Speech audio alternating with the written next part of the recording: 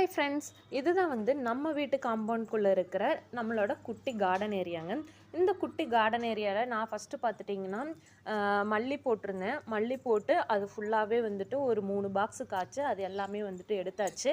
அதுக்கப்புறம் இப்போ பார்த்துட்டிங்கன்னா மிளகா செடி போட்டிருக்கேன். இந்த மிளகா செடி நானே நாற்று ப்ரிப்பேர் பண்ணி போட்டிருக்கேங்க.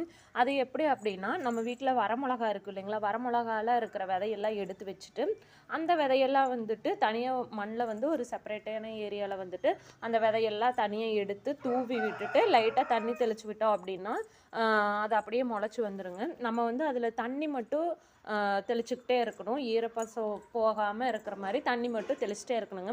அந்த மாதிரி பண்ணிட்டா பார்த்துட்டிங்கன்னா நாற்று எல்லாமே இந்த மாதிரி அழகாக முளைச்சி வந்துடும். முளைச்சி வந்ததுக்கப்புறம் பார்த்துட்டிங்கன்னா எல்லாமே ஒட்டுக்காக முளைச்சிருக்கும். அந்த எல்லா நாற்றையும் ஒன்று ஒன்றா எடுத்து நான் இந்த மாதிரி தனித்தனியாக நெட்டியிருக்கேன் ஃப்ரெண்ட்ஸ்.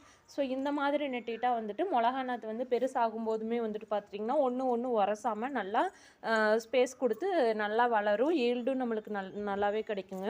அதுக்கப்புறம் பார்த்துட்டிங்கன்னா இந்த ஏரியாக்குள்ளேயே பார்த்துட்டிங்கன்னா பாவக்காய் செடியுமே ஒன்று இருக்குது. இந்த பாவக்காய் செடி நாங்கள் போடல. இது தானாகவே விதை விழுந்து வந்தது தான். அதனால் எதுக்கு பிடுங்கி வேஸ்ட் பண்ணோம் அப்படின்னு சொல்லிட்டு இது அப்படியே விட்டோங்க. இப்போ நல்லா சூப்பராக வளர்ந்துருக்குது. ஸோ இந்த மாதிரி நம்மளோட கார்டனோட அப்டேட்ஸ் எல்லாம் தெரிஞ்சுக்க மறக்காமல் நம்ம சேனலை சப்ஸ்கிரைப் பண்ணிக்கோங்க. தேங்க்யூ.